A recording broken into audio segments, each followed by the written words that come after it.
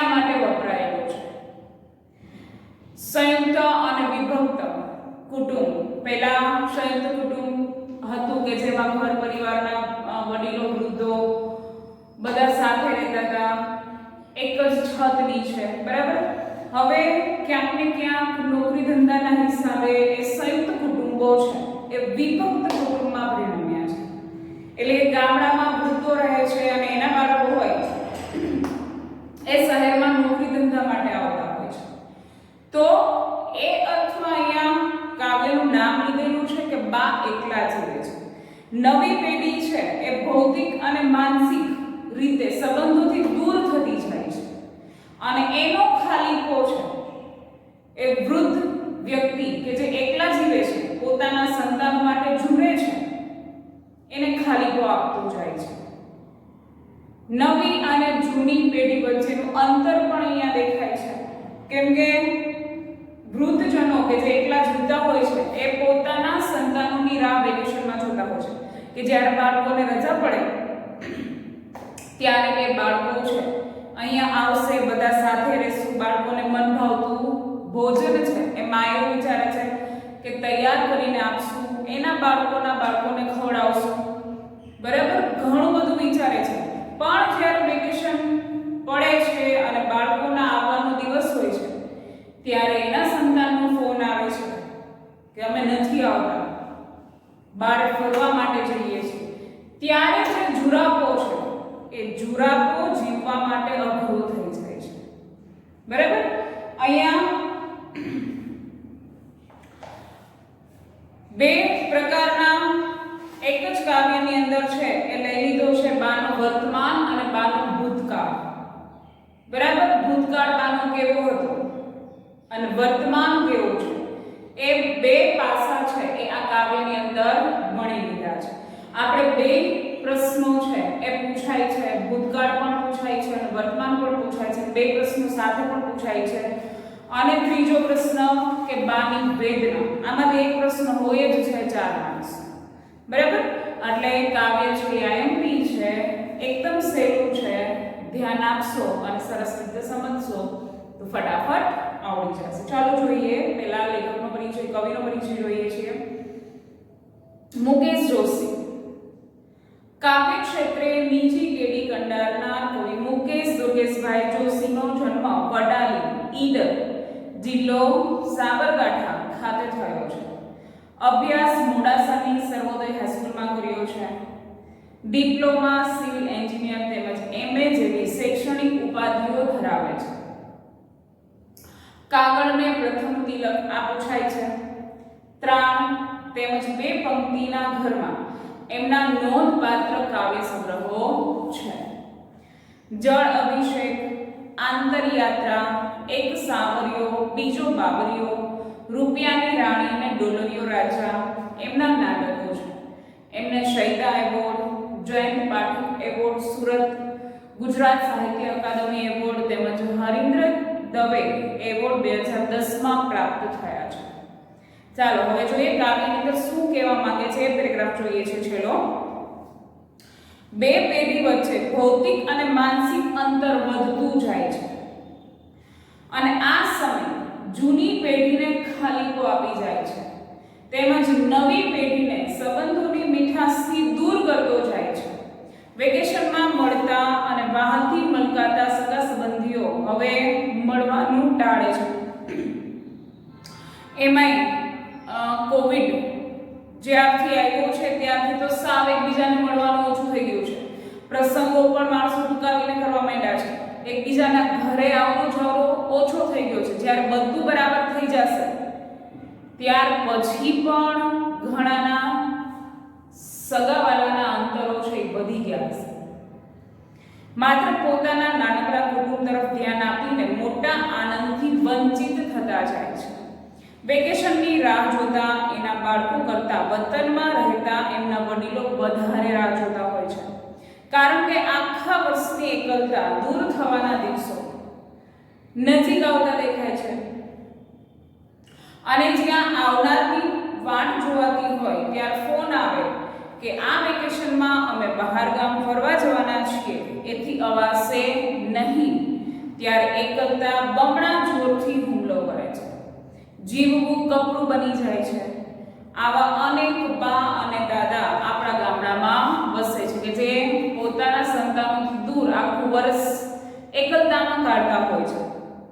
જેમના દીકરા દીકરીઓ દૂર દૂર શહેરોમાં જઈને વસ્યા છે, શહેરીજનો જ્યારે આ વ્યથાને સમજશે ત્યારે જ કદાચ એના સુખદ અંત આવી જશે.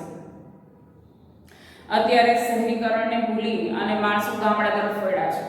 જે પહેલાનો સમય હતો એ ધીમે ધીમે ફરી પાછો આવવા માંડ્યો છે, કેમ કે કોરોનાએ બધાને બતાવી દીધું કે જીવવાનું કેવી રીતે છે. માણસ જે હાઈફાઈની દોડમાં એટલો બધો ડૂબી ગયો હતો કે સાચું શું છે અને ખોટું શું છે એ બે પાસા વચ્ચેનું અંતર પણ ભૂલી ગયો અને એક જ લપડાક લાગે છે એ ભેગો જ માણસ શું અને ક્યાં કેવી રીતે મહત્વનું છે એની કદર કરતા શીખી જાય છે.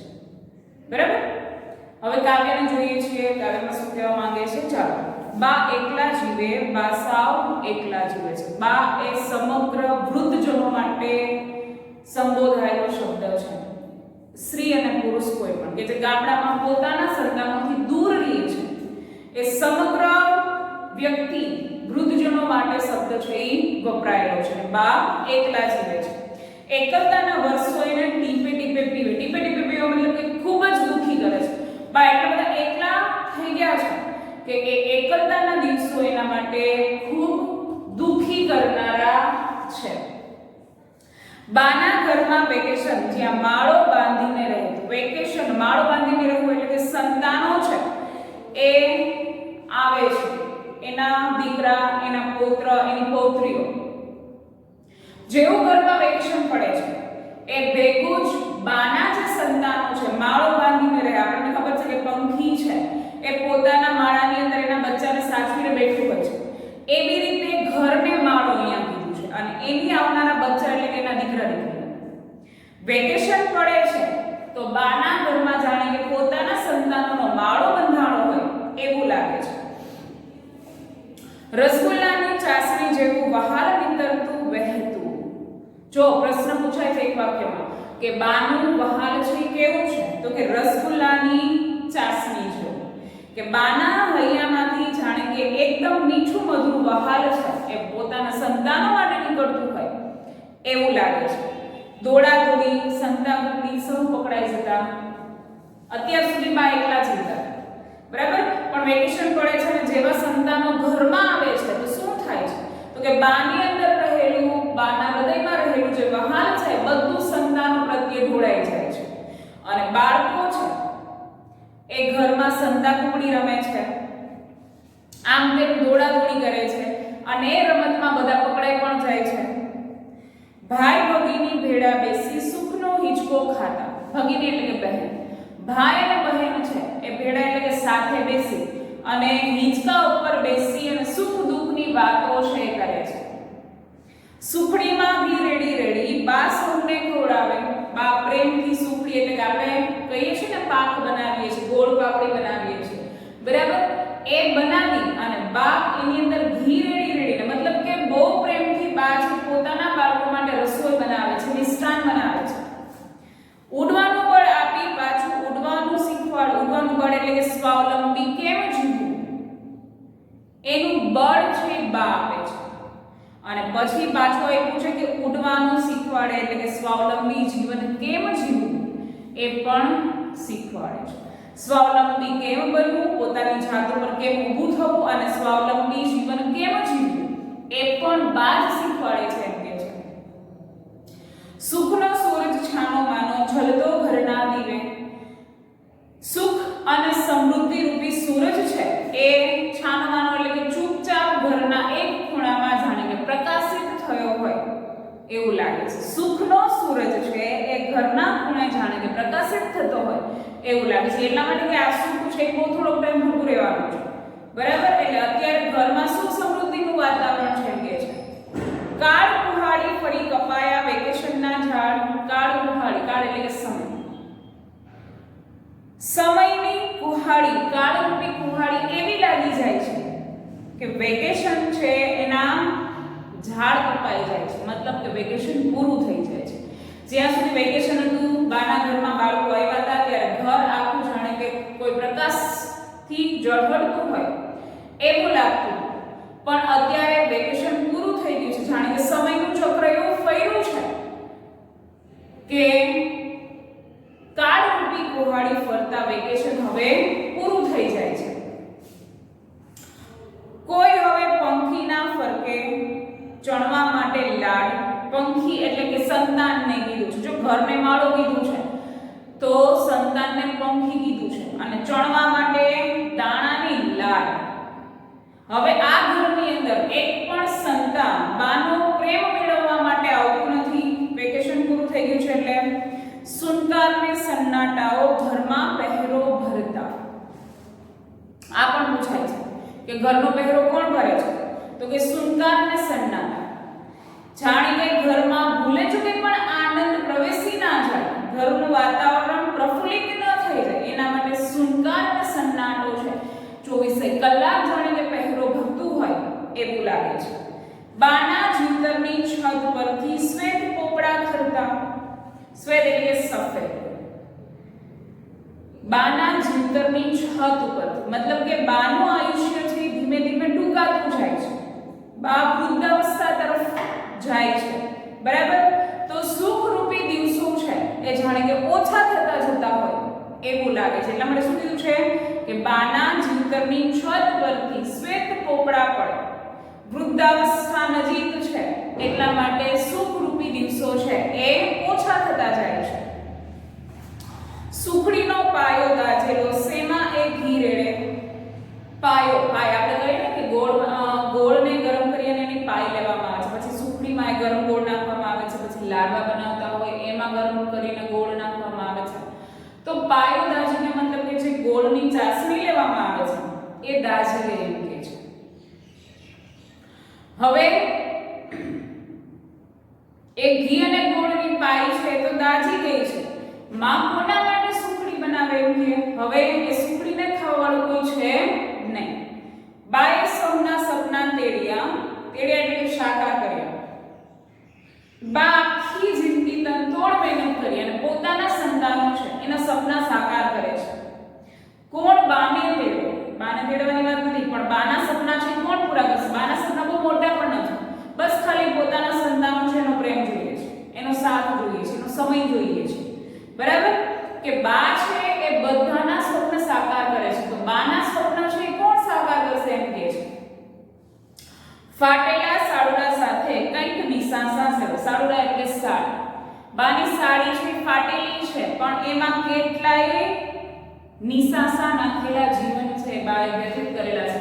મતલબ કે એવા કેટલાય દિવસો છે કે જે બાએ પોતાના સંતાનો વગર આંખમાંથી આંસુ લૂછી અને જીવન પસાર કરેલું છે, દિવસો પસાર કરેલા છે. આ હતું બાનું વર્તમાન. ચાલો, કમ સે કમ કોઈ ટપાલ આવે તાકે આંખો રોજ. કમ સે કમ એટલે કે ક્યારેક કોઈ ટપાલ આવે એવી રાહ છે. તાકે એટલે કે એવી રાહ છે એ રોજ બાની આંખો જુએ છે. દીકરાનો કાગળ આવે અને એમાં કોઈ સારા સમાચાર હોય એ આશાથી બા છે એ રોજ ટપાલની આશા રાખે છે કે કોઈ ટપાલી આવે અને આવીને ટપાલ આપી જાય કે જેનાથી દીકરાના સારા સમાચાર છે એમાં વાંચી શકે. નીચું ઘાલી જાય ટપાલી. ઘાલી જાય એટલે કે નીચું જોઈ જાય. ટપાલી જ્યારે બાના ઘર આગળથી નીકળે છે તો એ નીચું જોઈ જાય છે. શું કામ? એમ તો કે બા પાસે બાને આપવા માટે ટપાલી પાસે કોઈ કાગળ હોતો નથી. ખાલી થાતો હોજ. હોજ એટલે કે કુંડ કહેવાય પણ અહીંયા શું ખાલી થાય છે તો કે ટપાલીનો થેલો, એને હોજ કીધું છે. ટપાલી ઘર પાસેથી નીકળે છે અને નીચું શું કામે જાય જોઈ જાય છે તો કે એની પાસે બાને આપવા માટે કોઈ ટપાલ નથી પણ એનો જે થેલો છે એ ખાલી થતો જાય છે. એટલી બધી ટપાલ છે પણ બીજા કોઈ માટે છે. દાદાજીના ફોટા સામે ભીની આંખે પૂછે. બા છે દાદાજી એટલે કે પોતાના પતિ, બરાબર? એના ફોટા પાસે જઈ, કેમ કે બા એકલા છે, એના પતિ છે ગુજરી ગયા છે, મૃત્યુ પામ્યા છે, એટલે એના ફોટા પાસે જઈ અને આંખમાં આંસુ સાથે પૂછે છે ફોટાને. ફ્રેમ થયેલા દાદા એના આંસુ ક્યાંથી લૂછે? ફ્રેમ થયેલા એટલે કે ફોટામાં મઢાયેલા છે પિતાજી નથી. તો બા કઈ વાતે દુખી છે એ પ્રેમ છે એ કેવી રીતે પૂછી શકે એમ કે છે. શબરીને ફોડી ગયા હતા બોર અને એ રામ. આપણને ખબર છે રામ અને શબરીની કથા શું હતી. વર્ષો સુધી શબરી છે રોજ રામની પ્રતીક્ષા કરતી કે આજે રામ આવે, કાલે રામ આવે, આજે રામ આવે, અને એટલા માટે તેની રોજ બોર છે તોડી અને રામ માટે ભેગા કરે છે અને એક એક બોર ચાખીને રાખે છે કે મારા રામને એક પણ બોર છે ખાટો લાગવો ના જોઈએ. તો શબરીની આ પ્રતીક્ષા છે એ રામના દર્શનથી દૂર થઈ જાય છે. એટલા માટે કીધું છે કે શબરીને તો રામના દર્શન થઈ ગયા હતા. બાના આંસુ બોર બોર પણ નાટક કે કોઈ રામ. બાના આંસુ કેવા છે તો બોર બોર છે બેટા. બાના આંખમાંથી મોટા મોટા આંસુ પડે છે પણ એના સંતાન રૂપી રામ છે એ કોઈ આવતું નથી. જીવતરથી ગભરાવી મૂકી મોતથી જે ના બીવે. માં છે એ પોતાની જિંદગી દરમિયાન બહુ ખુમારીથી જીવી છે, ક્યારેય મોતથી ડર નથી લાગ્યો. એણે આજે જીવતરથી જીવનથી ડરાવી નાખી છે. કયું જીવન? તો કે એકલવાયા જીવનને કેવી રીતે પૂરું કરશે. અત્યાર સુધી માનું જીવન એવું હતું કે ખુમારી ભર્યું હતું, મોતથી પણ ન ડરી. એ એકલવાયા જીવનથી ડરી જાય છે કે પોતાનું જીવન છે એ હવે કેવી રીતે પૂરું કરશે. આ કોઈ એક બાને સંબોધીને લખેલું કાવ્ય નથી. જેટલા જેટલા વૃદ્ધો પોતાના સંતાનોના વિરહમાં ઝૂરે છે એ તમામ વૃદ્ધો માટે સંબોધાયેલું આ કાવ્ય છે. બરાબર? અને કાવ્ય છે અહીંયા પૂરું થઈ જાય છે. મેં કીધું એમ કે બાનો વર્તમાન અને ભૂતકાળ એ પ્રશ્ન પૂછાય છે અને કા બાની વેદના એ પ્રશ્ન પૂછાય છે. બરાબર? અને એક એક માર્ક્સના પ્રશ્નો છે એ પણ ક્યારેક આમાંથી નીકળી જાય છે. એટલે કાવ્ય મોસ્ટ ટાઈમલી છે, લખી લેજો અને ઉતારી લેજો. બરાબર? થેન્ક